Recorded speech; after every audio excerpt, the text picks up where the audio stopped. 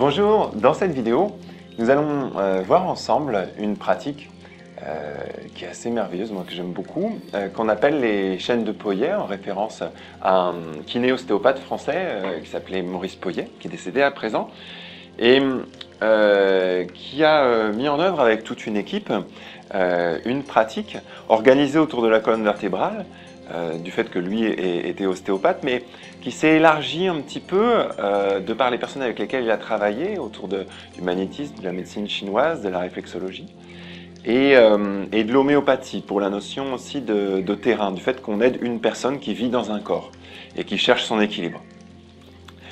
Et du coup, on est dans une pratique qui parle un peu le langage de l'ostéopathie, ça sent l'ostéopathie, on voit bien, il y a cette idée que la colonne vertébrale est au milieu du corps et qu'on équilibre une colonne et une personne donc qui est en train de vivre des choses dans ce corps.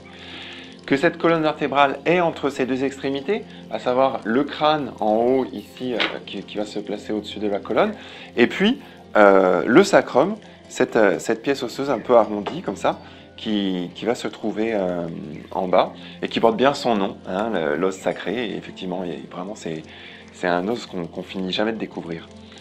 Alors, c'est une pratique qui intéresse les ostéopathes, elle vient de là, mais pas que, parce qu'on va vraiment pouvoir être dans l'équilibrage de la personne dans son entier. Donc, à travers les vertèbres qu'on touche, à travers les organes aussi qui sont en rapport, et donc tout le vécu émotionnel, le vécu intérieur existentiel de la personne, on va pouvoir l'équilibrer, lui faire du bien, l'aider dans sa qualité de vie au quotidien. Ça va être vraiment ce qu'on va chercher, notre direction.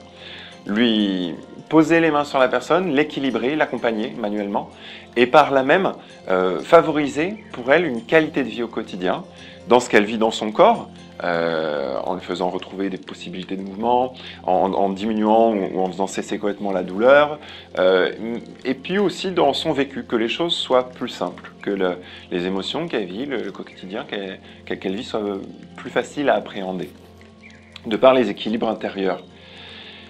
Et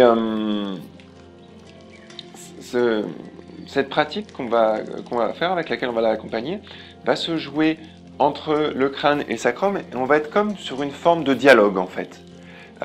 C'est un peu l'idée de somatotopie, hein, ça vient de soma, le corps, topos, le lieu, comme dans topographie. Et l'idée, c'est à partir d'un point distant dans le corps, d'équilibrer autre chose, qui est plus loin dans le corps. C'est ce qu'on retrouve dans la réflexologie plantaire, où on va, sous le pied ou sur les côtés du pied, pouvoir toucher et équilibrer des organes qui sont pourtant à quelques distances de là. Et là, ça va être pareil, on va être dans ce dialogue entre crâne et sacrum, où on va équilibrer l'organisme et toute la personne dans ce dialogue où, au crâne, on va sentir des équilibres, sentir des demandes de la personne, sentir des besoins. Et puis, au niveau du sacrum, on va pouvoir équilibrer comme ça, manuellement, délicatement, hein, on ne déplace pas les structures, on est vraiment sur quelque chose de très fin au niveau de la peau. Donc, ça en fait une pratique accessible, assez facile à apprendre, et pas besoin d'être ostéopathe pour faire cette pratique. C'est une pratique de toucher, une pratique d'accompagnement. Donc c'est vraiment quelque chose qui est accessible au plus grand nombre, à partir du moment où on a envie d'aider les gens avec nos mains. Hein. Nos mains sont devant nous, elles communiquent avec le cœur, hein, elles sont son prolongement. Et je pense que les gens qui peuvent sentir ça, peuvent sentir l'envie de donner, l'envie d'aider avec leurs mains qui sont devant eux. Et c'est tout ce dont on a besoin pour cette pratique. C'est vraiment avoir envie d'exprimer son cœur dans ses mains, si on peut le dire de cette façon. Voilà.